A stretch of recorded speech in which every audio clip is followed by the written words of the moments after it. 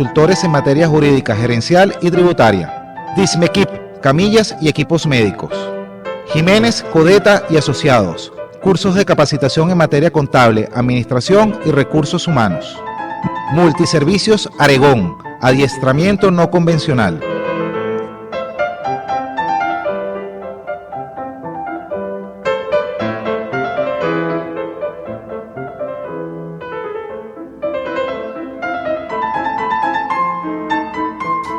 Buenos días amigos, sean bienvenidos a otra emisión más de Construyendo una Nueva Venezuela por su emisora Sintonía 1420 AM, la radio que se escucha porque te escucha. En el equipo de la radio está en la dirección de la misma la doctora Ana Mireya Obregón, en la coordinación de producción Toti López Pocaterra, en la producción y conducción de este espacio su servidor Luis López, certificado de locutor número 48564 y productor nacional independiente número 27800, y en los controles el mago de la tecnología Luis Guillermo Martínez, poniendo música. Vamos a ver cómo se porta hoy con el tema musical que le dije que lo escogiera. Ustedes dirán y me darán su opinión por el chat en vivo que pueden utilizar por la página web de la emisora www.radiosintonía1420.com.be. Le dan clic al enlace que dice audio en vivo y allí tienen el chat win a disposición de ustedes para que se comuniquen con nosotros y compartan sus ideas y opiniones con el resto de la audiencia. Además de escucharnos por internet desde cualquier parte del mundo y por el dial de su radio en la estación 1420 AM, también está la aplicación para teléfonos inteligentes o smartphone TuneIn Radio, donde puedes escuchar Construyendo una Nueva Venezuela y el resto de programas de la emisora. También te recuerdo que puedes leer mis artículos de opinión y análisis en mi blog www.construyendoUnaNuevaVenezuela.blogspot.com, artículos que además de estar colgados allí en ese blog, están publicados también en los dos medios digitales de los cuales soy articulista cada semana, www.elcolumnero.com y www.loqueacontece.com. Loqueacontece.com también tiene su versión radial por acá por esta emisora, cada jueves a las 10 de la mañana con el dúo de las hermanas Díaz, Sorelis y Alnubis. Sintonía es la radio que se escucha porque te escucha y por eso también tenemos a disposición los teléfonos de la emisora para que tengas a disposición los micrófonos 264-1494 y 264-1619. También está mis dos direcciones de Twitter, @Luis1977 López y @Luis López Radio, y también te puedes comunicar por vía correo electrónico por la dirección unavenezuelaposible@gmail.com. Te recuerdo otra vez el chat en vivo por www.radiosintonía1420.com.be. Vámonos con un tema musical. Ustedes dirán a ver el gusto de aquí del operador que tanto alabé. Vamos a ver cómo se porta, qué tema nos escoge para hoy Luis Martínez. Y venimos con más de Construyendo una Nueva Venezuela, retomando lo que dejamos en el tintero la semana pasada y que no nos dio chance de terminar de exponer. Estábamos hablando de los sistemas económicos contemporáneos, comparándolos con base a 10 aspectos, 10 tópicos, 10 formas de ver y analizar esos tres sistemas económicos contemporáneos, y también hicimos un desarrollo sobre el tema de la libertad, al cual también vamos a dar un resumen hoy. Vámonos con la música y seguimos con más acá en 1420 AM, Radio Sintonía.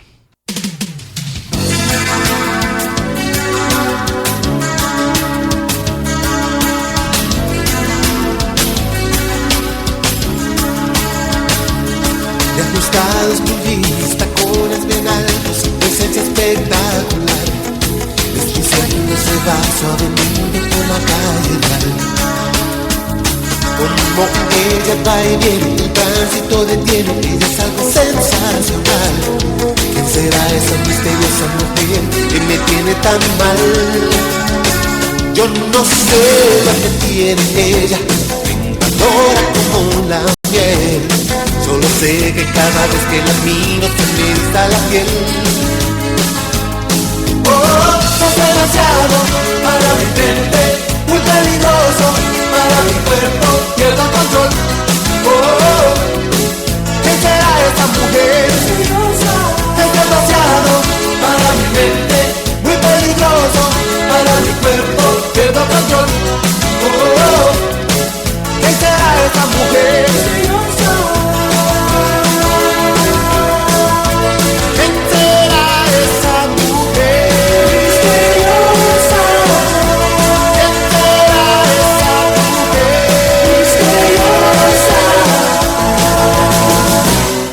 Otra tarde la vi caminando por ahí, sentada en el gran café, y me dije, parece mentira que eran todos de pie. Y no importa lo que lleve, si es de sol o si llueve, pues todo le queda bien. ¿Quién será esa misteriosa mujer? Lo quisiera saber. Y no sé lo que tiene ella, tentadora como la miel. Solo sé que cada vez que la miro se me eriza la piel. Oh, es demasiado para mi mente, muy peligroso para mi cuerpo, pierdo control. Oh, ¿qué será esa mujer? Es demasiado para mi mente, muy peligroso para mi cuerpo, pierdo control. Oh, ¿qué será esa mujer?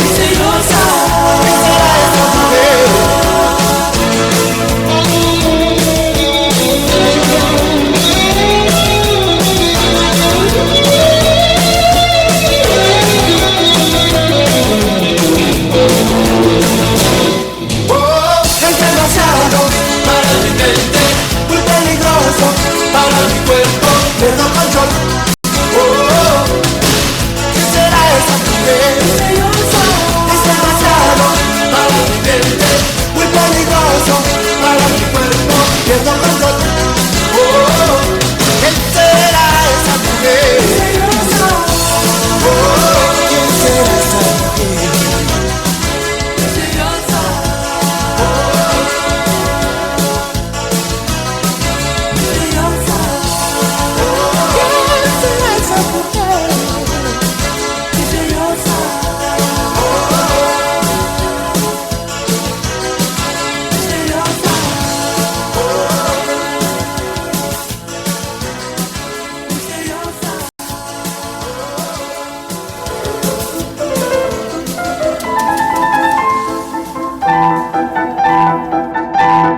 Bueno, escuchábamos a Frank Quintero, venezolano músico que estuvo en pleno apogeo en los años 80 con el tema Mujer Misteriosa, Misteriosa Mujer.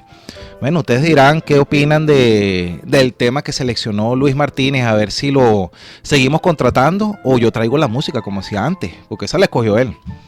Bueno, seguimos con más de Construyendo una Nueva Venezuela por sintonía 1420 AM, la radio que se escucha porque te escucha. La semana pasada comenzamos a desarrollar el tema de los sistemas económicos contemporáneos. Tomamos como texto o como base teórica una monografía escrita por el señor Fernando Salas Falcón, que ya por título tal cual, Los sistemas económicos contemporáneos, que fue una conferencia, una charla de la Cátedra Libre Dr. José María Vargas del Núcleo del Litoral de la Universidad Simón Bolívar, la cual la dictó en Camuri Grande el 21 de abril de 1987.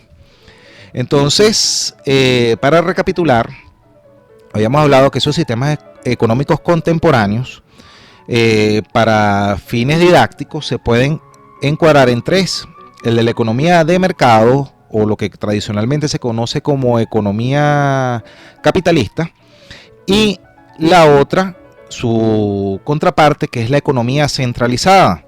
a la cual ha tenido muchas variaciones, porque siempre las izquierdas han sido así, siempre las izquierdas como pretenden cambiar el mundo, esos partidos de izquierda, porque cuando el mundo funciona de una manera es por algo. Entonces vienen estas izquierdas y siempre quieren cambiar el mundo, entonces no se ponen de acuerdo y entonces, bueno, tienen diferentes nombres. Esos nombres son socialismo, comunismo, economía colectivista, socialismo del siglo XXI, pero al final de cuentas siempre, digamos que para ser objetivamente hablando, se puede hablar de una economía centralmente planificada. Finalmente, digamos que esos son los dos sistemas puros. O dejamos que el mercado haga su trabajo solo, esa mano invisible del mercado que planteaba Adam Smith, el padre de la economía, el economista inglés que en 1776 publicó un tratado sobre las riquezas de las naciones. Allí él planteaba que bueno, como tal él no planteó teóricamente el capitalismo, distinto como sí lo hizo Carlos Marx, que sí es el padre del comunismo, del socialismo y de todas estas tendencias. Adam Smith lo que trató es de analizar por qué unas naciones se desarrollan y otras no. Por eso es que el libro se llama una explicación, un tratado sobre la causa de las riquezas de las naciones. Él llegó a la conclusión que las naciones que se desarrollaban era porque lograban, consolidaban lo que se llama la especialización del trabajo. Y empezaba a utilizar de una forma comparativa las naciones industrializadas, donde había funciones plenamente definidas, con otras que no tanto, que seguían bajo los esquemas de una economía feudal, una economía medieval donde todo el mundo hacía todo. Entonces por eso no rendía el trabajo. Recordemos que en la Edad Media, teníamos una división de clases en lo cual había una clase noble encarnada por los reyes y su círculo más cercano, y esta nobleza que lo que hacían era vivir de los impuestos que le cobraban a todos los pueblerinos o todas las personas que vivían en su comarca. Claro, esto allí también hay más siglos, ¿no?, de evolución. Primero teníamos una economía netamente o una organización del Estado en feudos, que luego se fueron agrupando cuando se fueron creando los estados nacionales. Por ejemplo, Alemania estaba compuesta creo que por entre 50 y 80 diferentes feudos, que compartían un idioma, ciertas costumbres, tenían ciertas raíces y después se fueron uniendo, tal cual fue sucediendo también en Francia, en España, en todos estos países que se fueron aglutinando cuando compartían la lengua o la religión y todo esto. ¿Qué pasaba en esas economías? Bueno, eran unas economías netamente artesanales.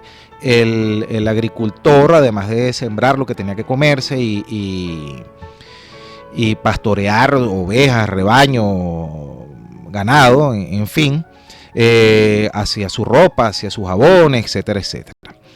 En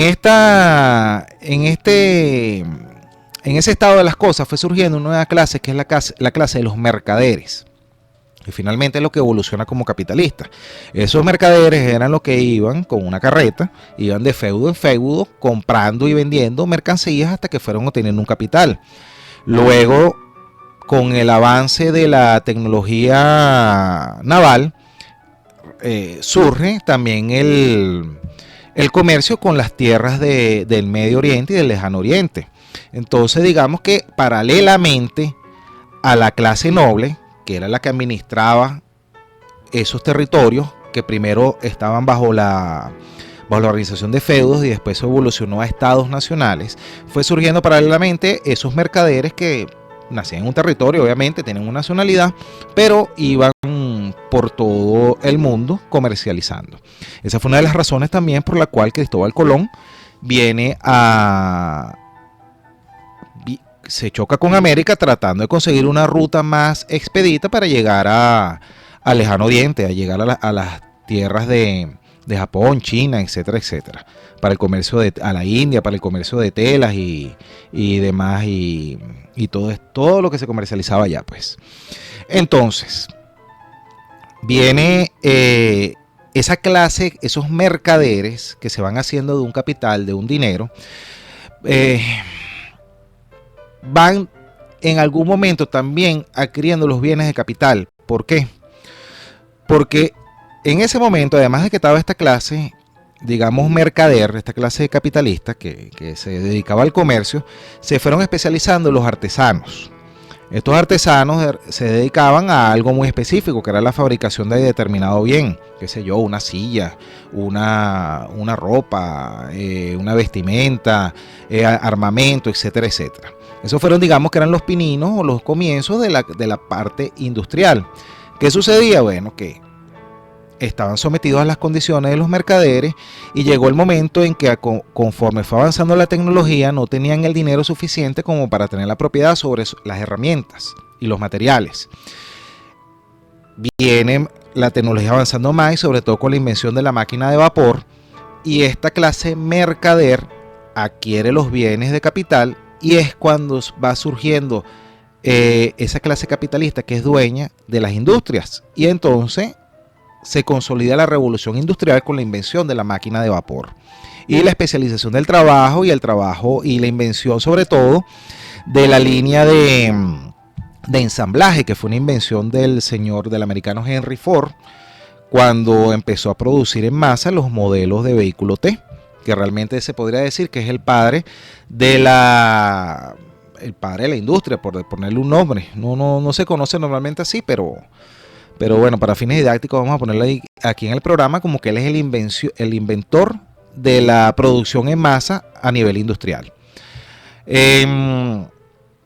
También esto aunado administrativamente, hablando de la división del trabajo, pero ya a nivel micro, por las ideas de los padres de la administración, que eran los señores Taylor, americanos, y Fayol en Francia, que fueron los inventores de la administración moderna.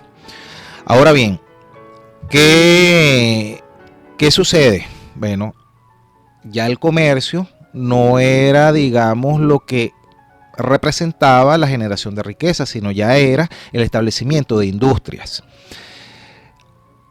Empiezan los países como Inglaterra, Francia, Alemania a convertirse ya en naciones industrializadas, dejando a un lado como fuerte la actividad de la agricultura. En esta coyuntura, el señor Adam Smith se da cuenta de esto y publica ese libro, que es como se conoce, el padre del capitalismo. Entonces, ¿qué dice él? Él planteaba que el Estado debía de estar al margen de la economía. Para él se inventó aquello de laissez-faire, laissez-passer. Eso es dejar hacer, dejar pasar. Como les digo, el Estado debe estar al margen de la economía y dejar que los factores de producción hagan solo su trabajo. En este sentido, él hablaba de que los precios, obviamente, en virtud de la ley de la oferta y la demanda, bajan automáticamente cuando hay masivas producciones de determinado bien, y que hay una mano invisible del mercado que corrige todas las posibles injusticias que hay. ¿Cómo funciona por lógica la ley de la oferta y la demanda? Hay alguien que solamente produzca harina de maíz precocida. Si él es el único que lo va a ofrecer, él va a fijar las condiciones y el precio para que el consumidor adquiera esos productos. Posiblemente va a tener unas ganancias muy especulativas, muy grandes. Cuando los demás personas o otras personas que posean capital vean que hay una oportunidad de negocio al vender harina de maíz precocida, van a verse motivados a ejercer esa actividad económica. Entonces, ¿qué va a suceder? Este primer productor de esa harina, ese determinado producto, dije harina de maíz precocida por nombrar a alguno, va a verse influenciado por este nuevo competidor a bajar los precios para que sea a él a quien le compren. Ahora fíjense qué es lo que pasa. Eso es lo que, cómo se comporta por el lado de la oferta, los precios. Ahora por el lado de la demanda, por el lado del consumo. Sucede que si hay poca oferta de productos, los consumidores van a estar dispuestos a pagar cualquier precio por adquirir esos productos, porque si no se van a quedar sin ellos.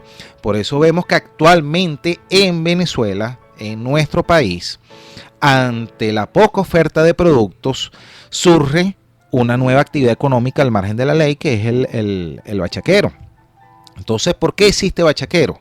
Porque el bachaquero ve una oportunidad de negocio que es comprar y hacer cola las mercancías, la pone al precio que sea y los consumidores, ante el riesgo de quedarse sin el consumo del determinado producto, están dispuestos a pagar cualquier cosa. Por eso es que vemos que el precio de venta de un kilo de harina de maíz precocida es 20, 30 bolívares, qué sé yo, y el bachaquero la vende al precio que le ponga y la gente va a comprarla.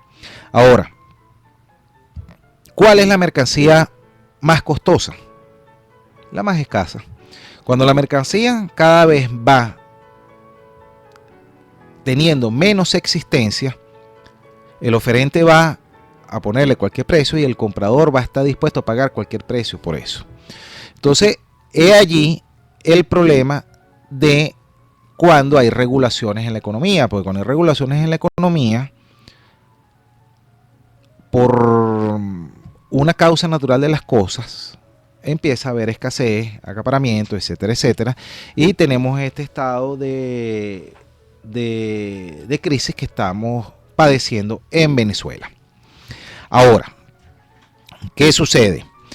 El señor Carlos Marx publica con un amigo de él, que era Friedrich Engels, un libro que se llama La dictadura, el manifiesto comunista, en donde él plantea que la sociedad no está funcionando con justicia. Entonces allí plantea que hay una lucha de clases que se da porque hay unas personas que se han apropiado de los medios de producción.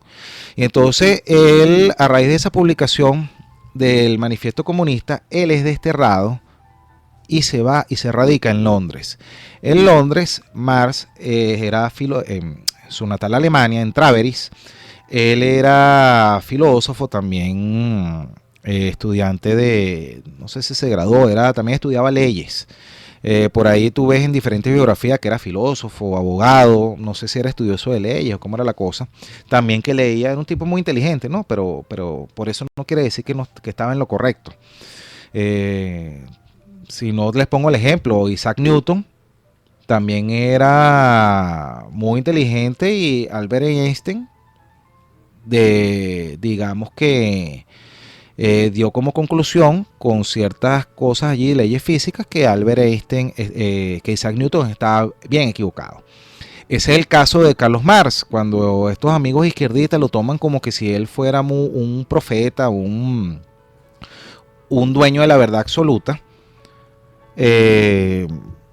Obviamente, si lo vemos a la práctica, todas las naciones en donde se ha aplicado las teorías marxistas han terminado en un estado de retroceso, en una crisis económica, una crisis política, porque las teorías marxistas son inaplicables para la naturaleza humana. Entonces, bueno, más o menos aquí poniendo en contexto de dónde surgió lo que se llama como economía de mercado, donde se dice que el Estado no se debe meter en la economía y que se aplique la tesis del laissez-faire, laissez-passer, dejar hacer, dejar pasar, y que la mano invisible del mercado corregirá las injusticias. Por ahí tenemos por un lado ese. Por segundo lado tenemos la economía centralizada, que toma como base los fundamentos de las teorías de Carlos Marx en su manifiesto comunista y en sus 3 tomos del Capital, que los escribe en Londres en el exilio.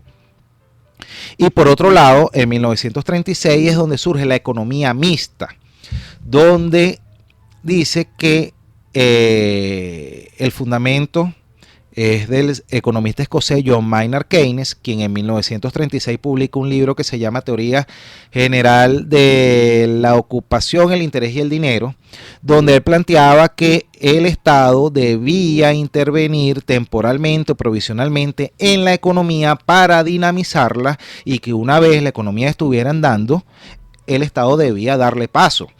Una de los postulados de esas teorías keynesianas es tanto Estado como sea necesario y tanto mercado como sea posible. Es decir, vamos a dejar que el mercado actúe solo con ese laissez-faire, laissez-passer, pero cuando haga falta el Estado debe intervenir. ¿Para qué? Bueno, para evitar monopolios, para que así no haya pocos oferentes y esos oferentes sean los que fijen las condiciones de venta de los productos, o para tener actividades de fomento, actividades fiscalizadoras, etcétera, etcétera. ¿A través de cuáles dos herramientas?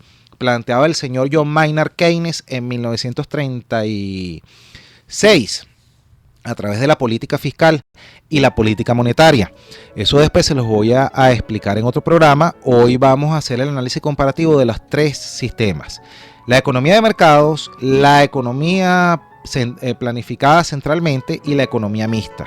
¿Cuáles son esos, digamos, esas cabezas ideológicas de cada uno? Bueno, la economía de mercado, inicialmente Adam Smith, que son Juan Bautista Say, David Ricardo, que son los que se encuadraban dentro de lo que se llaman los clásicos de la economía, y después hay unos neoclásicos que también le colocan el mote de neoliberales, como eran Milton Friedman, Friedrich Hayek, etcétera, etcétera.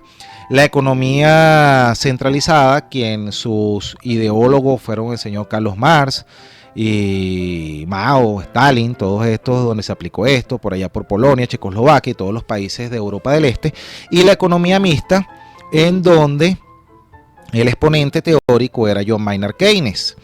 Gracias a las teorías keynesianas, por cierto, Estados Unidos de Norteamérica pudo salir de la Gran Depresión de 1929. A raíz de que el presidente Roosevelt en 1936, el presidente norteamericano, aplicó las teorías del señor John Maynard Keynes, donde utilizó la política fiscal y la política monetaria. Cuando hacemos esa división de primer mundo, esos países de primer mundo eran los que estaban bajo la economía de mercados o los capitalistas.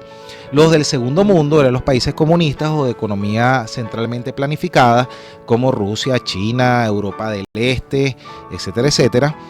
Y bajo el mote de países de tercermundistas, que casualmente después se confundió con eso de subdesarrollados, pero realmente los de países tercermundistas, como se conocían, eran los países que seguían el sistema económico de tipo mixto, donde utilizaban lo mejor de ambos mundos. Vámonos con unos compromisos comerciales para identificar la emisora y venimos con más de Construyendo una Nueva Venezuela por Sintonía 1420 AM. Te recuerdo el chat en vivo por www.radiosintonía1420.com.be.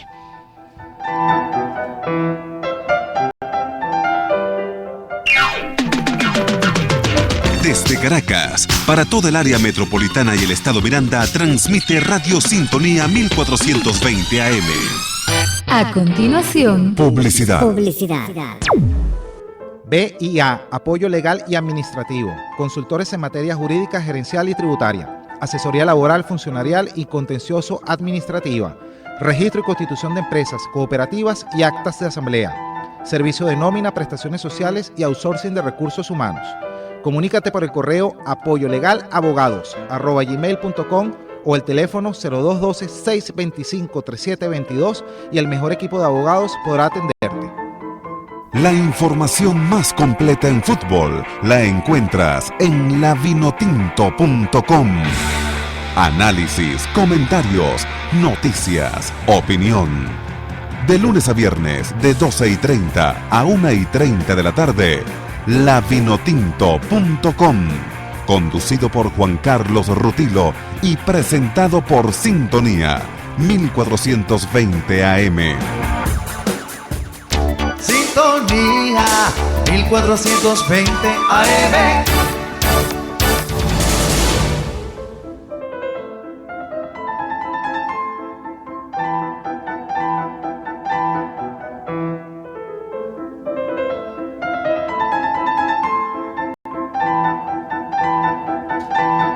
Bueno, seguimos con más de Construyendo una Nueva Venezuela por Sintonía 1420 AM, la radio que se escucha porque te escucha. Bueno, ya hablamos de la parte histórica o la parte de evolución de por qué surgen esas economías de mercado, las economías centralizadas y la economía mixta. Ahora vamos a tratar de decantar esos tres tipos de economía analizando 10 aspectos o 10 maneras de visualizar el asunto. La semana pasada comentamos sobre el asunto de la libertad y lo desarrollamos un poco más y dejamos las otras 9 aspectos para el día de hoy. Con respecto a la libertad, decíamos que en la economía de mercado existe un muy alto grado de libertad. En la economía centralizada, las libertades están restringidas al mínimo y en una economía mixta hay importantes restricciones a la libertad con tendencia a que cada vez haya menos. Yo también les aclaraba la semana pasada que esto es lo que ha sucedido en la práctica. Hay restricciones a la libertad y la tendencia es que cada vez haya menos porque siempre los políticos de los países subdesarrollados, los países tercermundistas, como estábamos explicando, que eso de tercer mundo eran los países de economía mixta, no en forma despectiva como se habla de países subdesarrollados. Sucede que es muy sabroso ejercer el poder sin límites por la gran cantidad de dinero que genera. Entonces siempre para seguir bajo ese esquema de enriquecimiento por parte de los políticos, la tendencia es que cada vez haya menos libertad, porque mientras menos libertad hay, más posibilidades hay de irse por prácticas corruptas o por actividades que están al margen de la ley. Entonces bien, les aclaraba que puramente como estaba planteado por John Maynard Keynes, su teoría de cómo llevar la economía, no estaba planteado eso que las libertades cada vez fueran menos, porque él lo que decía era que el Estado debía intervenir en la economía para dinamizarla, pero cuando ya estuviera eso revolucionando a plena marcha, el Estado debía apartarse. ¿Qué es lo que pasa? Que bueno, que a los políticos les gusta cada vez tener más el control, ser cada vez más paternalista y que la economía, en lugar de dinamizarse, vaya para atrás. Esto es el caso de lo que ha pasado lo que pasó en los gobiernos de la mal llamada Cuarta República, donde en lugar de una economía mixta cada vez nos parecíamos más a un modelo socializante o de economía centralmente planificada. Eso de decir que los 40 años de democracia fueron todos iguales, mira, para hacer honor a la verdad, yo creo que lo más justo sería, objetivamente hablando, dividirlo en 3 periodos.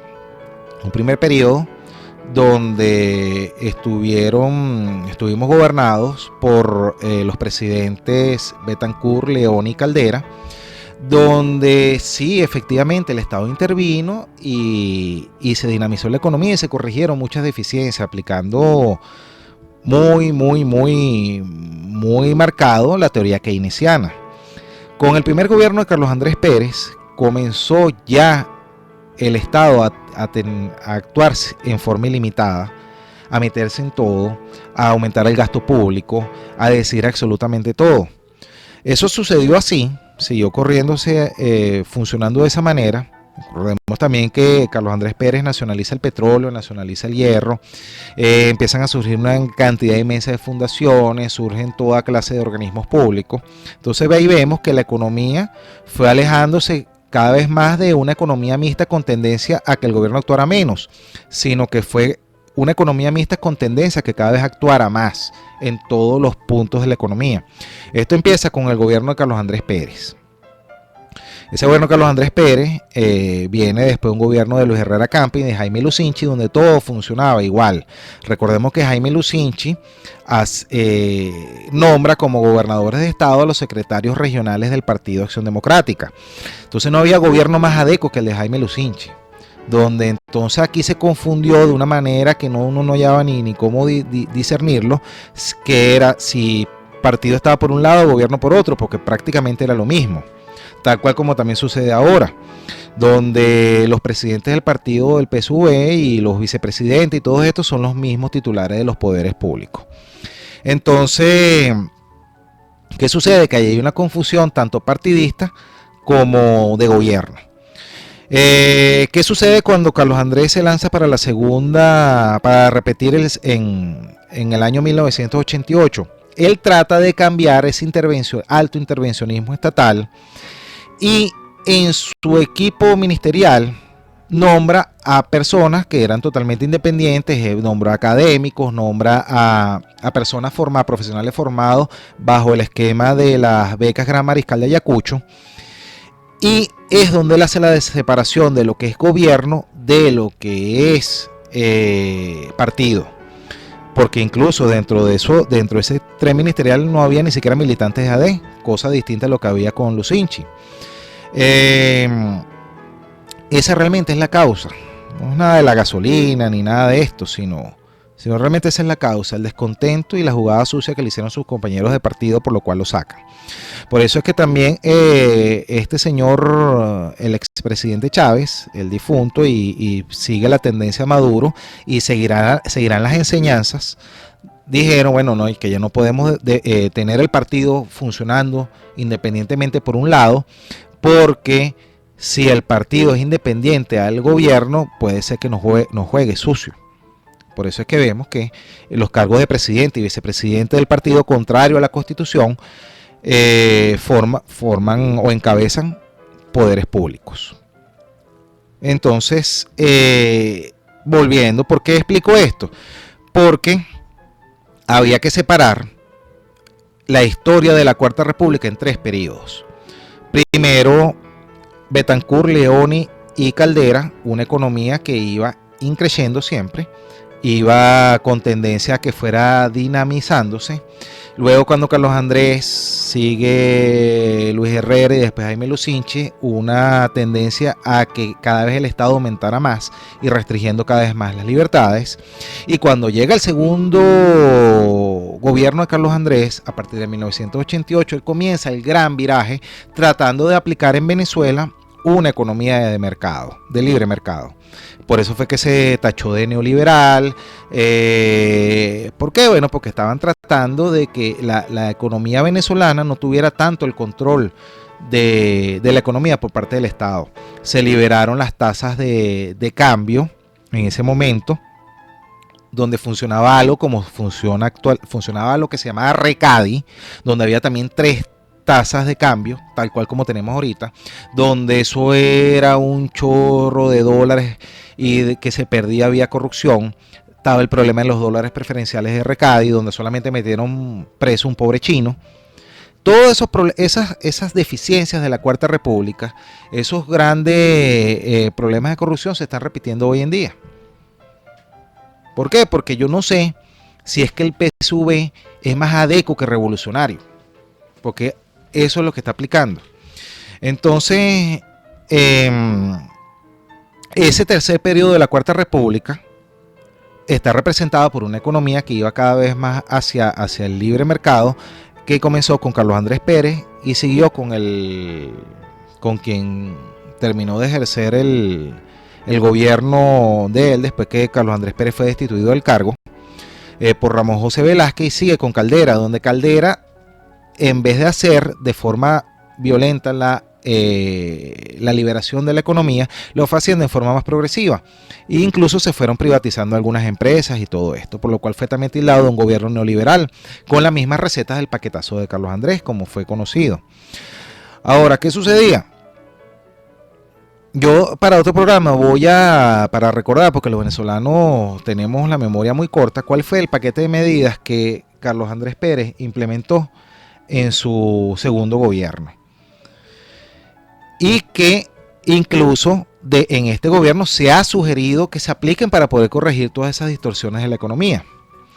Ahora fíjense ustedes en qué seguimos, ¿no? Ya habíamos hablado con respecto a la libertad. Ahora vamos a hablar con respecto a la inversión, ese segundo aspecto. Fíjense, en una economía de mercados, el nivel de la inversión y del ahorro, indispensable para la acumulación de capital que hace posible el desarrollo, lo determina el mecanismo del mercado y es asumido por los individuos y las empresas voluntariamente. Es decir, en una economía de libre mercado, cada quien es libre de decidir si ahorra o si lo invierte y en qué lo va a invertir. En cambio, en una economía centralizada, el nivel de inversión lo determina la autoridad gubernamental, de acuerdo a prioridades decretadas y que se suponen las mejores para la sociedad. Por eso es que acá vemos que se decide, por ejemplo, cuando se tiene el control de cambio, bueno, mira, los dólares van para comida, los dólares van para medicina, pero no hay dólares para más nada, porque yo decido qué, cómo, quién produce. Eso es lo que sucede en una economía centralizada con respecto a la inversión. Y en la economía mixta, el Estado invierte directamente, en parte por deseo propio y en parte por la necesidad de compensar la menor inversión de los particulares, desestimulada por el intervencionismo estatal. Por ejemplo,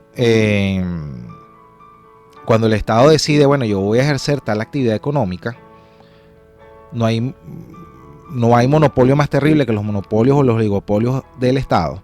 Entonces, ¿qué sucede? Se desestimula la inversión en ese rubro. Por ejemplo, ahorita yo dudo mucho que aquí, por ejemplo, se invite a inversionistas nacionales o extranjeros que, por ejemplo, inviertan en telecomunicaciones. Yo dudo mucho, por ejemplo, que con un competidor como Movilnet vayan a querer invertir. ¿Por qué? Porque Movilnet va a tener cómo bajar los precios bajo un esquema no de libre competencia, no actuando en buena ley. Entonces va a hacer quebrar a cualquier persona que decide invertir. ¿Por qué? Porque cuando el Estado interviene o el gobierno interviene en cierta actividad económica, hace que se desestimule la inversión en ese rubro. También es el caso de la banca. La banca, por ejemplo, el Banco de Venezuela tiene artificialmente unas tasas muy por debajo que incluso se pudiera decir que trabajan a pérdida. Entonces, ¿qué sucede? Que en una economía mixta, el Estado, la excusa es que invierte directamente para compensar aquellos rubros donde los particulares no invierten. Pero que la consecuencia es que termina generando que más nadie invierte en eso. Entonces viene a suceder un monopolio que es más peligroso que el monopolio de los productores particulares y que es el monopolio de los estados. Ahora, con respecto al dinero. En una economía de mercado, el dinero es considerado instrumento indispensable para el funcionamiento de la economía. En una economía centralizada, aunque no se ha dado ni se da en ninguna de las economías colectivistas existentes, teóricamente se afirma que en una economía centralizada se debe y se puede prescindir del dinero. ¿Cómo? Bueno, implementando el trueque. Yo me acuerdo que hace bastantes años, hace como unos 10 años, el presidente Chávez más de una vez mencionó eso. Vamos a hablar del trueque, vamos a hablar de nuestras raíces, como hacían los indios. Eso es volver a las raíces indígenas y no sé qué más. Entonces, bueno, eso es parte de lo que es una economía centralizada. ¿Por qué funciona esto? Bueno, porque Marx planteaba que en esa sociedad comunista ideal, todo el mundo va a aportar a la sociedad de acuerdo a sus capacidades para que todo el mundo le sean satisfechas sus necesidades. Es decir, si yo sé, por ejemplo, entretener a la gente por radio, yo voy a venir acá a la emisora, hablo todo el día, entretengo a la gente, ese es mi aporte a la sociedad, y después de aquí yo me voy para el mercado de Quinta Crespo y le digo a la gente, mira, dame este mercado porque ya yo hice mi aporte a la sociedad, y entonces ahora tú que eres el carnicero, dame el bistec, la carne molida, lo que sea que yo necesite para que tú satisfagas mis necesidades, porque ya yo logré la satisfacción de tus necesidades de entretenimiento. Entonces más o menos ese es lo absurdo de la teoría marxista, porque eso es inaplicable con la naturaleza humana. Y eso es parte de lo que es una economía centrada, planificada centralmente. En cambio, en una economía mixta se considera necesaria la existencia del dinero, obviamente, porque ¿cómo hacemos para hacer más cómodas las transacciones? Yo voy a conversar con ustedes unos 2-3 minutos más para dejar 2 minutos para sus impresiones en el chat en vivo, que los veo, creo que es que están concentrados en el programa y están calladitos hoy, estimada audiencia. Vamos a seguir en estos 4 minutos que quedan. Fíjense que nos van a quedar pendientes todavía 7 aspectos. Vamos a tratar de hablar de 2 más para que nos queden 5 pendientes para el programa siguiente. Con respecto al beneficio, en la economía de mercado, el beneficio ganancia, ¿no? En una economía de mercado, dice o se concluye con respecto a esto que no solo se acepta el beneficio particular, sino que se considera motivación necesaria para que el hombre trabaje para sí mismo y para la sociedad. Es decir, las ganancias son absolutamente necesarias para que los ciudadanos hagan un aporte a la sociedad. Por ejemplo, Adam Smith tiene una frase muy famosa y que siempre lo colocan allí los detractores del capitalismo, que él decía algo así, ¿no? No es la benevolencia del carnicero, ni del panadero, ni del cervecero el que trae el pan a tu mesa. Es su egoísmo particular. ¿Por qué? Porque se plantea que en una economía de mercados, como yo soy un ser humano que tiene necesidades, yo voy a ejercer una actividad económica para primero beneficiarme yo directamente, pero indirectamente beneficio a la sociedad con un aporte que yo haga. Ahora, ¿qué sucede? Que en el caso de la economía centralizada, una economía comunista, como quiera que la llamen, el beneficio individual está proscrito. El hombre nuevo debe tener otras motivaciones. ¿Cuáles son las motivaciones? El hombre nuevo, esa utopía del hombre nuevo, no se debe a sí mismo, se debe a la sociedad. Por eso es que vemos que también en el discurso, ustedes ven que el revolucionario verdadero tiene que ser desinteresado, no puede haber materialismo. Claro, no puede haber materialismo y debe ser desinteresado para el pueblo que gobiernan, pero para ellos mismos no, ahí no hay desinterés que valga. Y en una economía mixta, con respecto al beneficio, se dice, se acepta el beneficio, pero se circunscribe a lo que vagamente se considera justo. Ok, eso es con respecto al beneficio. En una economía mixta se puede plantear que lo haya, que haya ganancias, pero siempre y cuando sean justas. Ahora bien, con respecto a los precios, vamos a comenzar por la economía de mercado. ¿Qué se habla en una economía de mercado con respecto al precio? Los precios de los bienes finales y de los factores de producción emanan de la interacción en el mercado y de la demanda y la oferta. La ley de la oferta y la demanda que les comenté al comienzo del programa, en la primera media hora. Y cumplen la función de señales orientadoras de la asignación de los recursos de la sociedad. ¿Qué significa esto? Bueno, que como yo les dije, cuando un oferente o alguien que tenga un dinero para invertir ve que hay una oportunidad de negocio porque hay determinadas ganancias en la comercialización de un determinado bien o servicio, se va a ver motivado a meterse en ese negocio. Y entonces obviamente el que está originalmente ejerciendo esa actividad va a tener que bajar sus precios para que no pierda mercados. Ahora, en la economía centralizada, fíjense bien, y cualquier parecido con la realidad es pura coincidencia. Los precios son fijados arbitrariamente por la autoridad gubernamental y no cumplen su función de señales orientadoras para la utilización de los recursos productivos. Ahora, en la economía mixta, los precios están sujetos en muchos casos a regulaciones gubernamentales y su función de señales orientadoras está también en muchos casos mediatizada. ¿Por qué? Bueno, porque como les había dicho, en la práctica, ese intervencionismo estatal en todos los aspectos de la economía hace que haya alguien que ejerza esa autoridad gubernamental que crea que tiene la razón en las cosas. Y como es muy cómodo ejercer el poder sin límites, cada vez la libertad va restringiéndose y se comienza por la libertad económica. Después se van restringiendo sucesivamente las otras acepciones de libertad, que al final de cuentas es una sola, la libertad es una sola. Lo que pasa es que se comienza a dividir y se empieza conculcando uno de los aspectos. Entonces se empieza por la libertad económica, después se va con las libertades de expresión y de pensamiento, después con la libertad de prensa, después con las libertades políticas y así sucesivamente hasta que las libertades individuales en algún momento son conculcadas por la evolución negativa de estos sistemas de intervencionismo estatal en todos los aspectos de la sociedad. Bueno, 10:53 minutos, nos quedan 2 minuticos, voy a dar algo de publicidad para escuchar su interacción en el chat en vivo. Publicidad. BIA Apoyo Legal y Administrativo son consultores en materia jurídica, gerencial y tributaria a tu disposición. Te ofrecen asesoría laboral, funcionarial y contencioso administrativa, registro y constitución de empresas, cooperativas y actas de asamblea, servicio de nómina, prestaciones sociales y outsourcing de recursos humanos, registro de patentes, marcas y derechos de autor. Comunícate por el correo apoyolegalabogados@gmail.com o el teléfono 0212-625-3722 y el mejor equipo de abogados podrá atenderte. Ya está a la disposición el diplomado a distancia de gerencia en servicios de salud. Inició el 10 de octubre con una duración de 120 horas académicas donde tendrás conocimientos de atención y calidad del servicio de salud, gestión financiera en el sector salud, legislación y ética, cultura de liderazgo, responsabilidad social, gerencial y empresarial. Solo necesitas una computadora de escritorio, laptop, tableta y conexión a internet.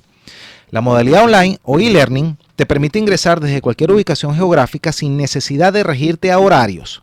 Además, está acreditado por la Universidad Pedagógica Experimental Libertador, UPEL. Solicitud de información y prescripciones por el correo luislopezprofesor@gmail.com.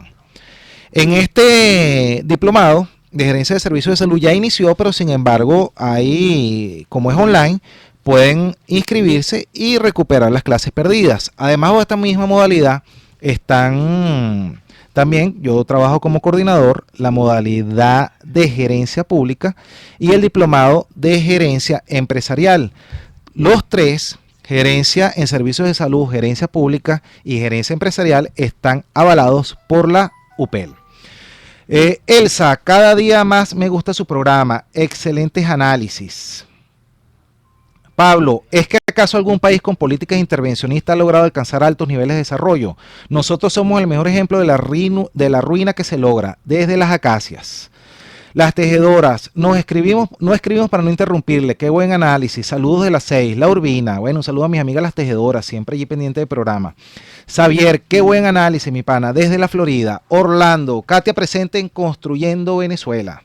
Bueno amigos, gracias por sus intervenciones y con respecto a lo que dice Pablo, ¿algún país con política intervencionista ha logrado alcanzar altos niveles de desarrollo? Bueno, la excepción fue la Unión Soviética, pero eso era porque hasta campos de concentración tenían. Esos gulag rusos, de los cuales no se habla, hasta 5 millones de rusos se murieron por gracias a la mano férrea con que Joseph Stalin ejerció el gobierno. Y de eso no se habla nada. Y por supuesto, es uno de los países que tenía... actualmente, no sé para la época, actualmente es uno de los 3 países que extrae más de 10 millones de barriles diarios de petróleo, entonces tenía plata para poder financiar ese alto intervencionismo estatal. Tanto así que llegaron hasta el espacio, pero bueno, fue gracias a qué costo. Manolo, para finalizar, desde Las Palmas, muy bien programa el de hoy, desde la Trinidad, o la Trividad.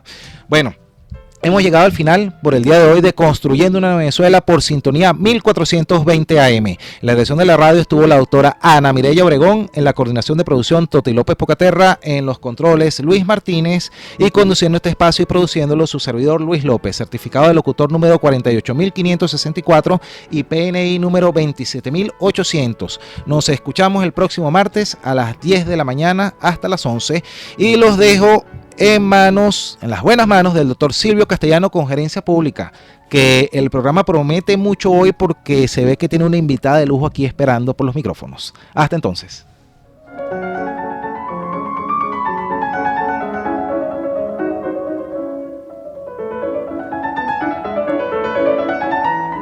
Los amigos hablan de tu piel morena, cuando caminas hecha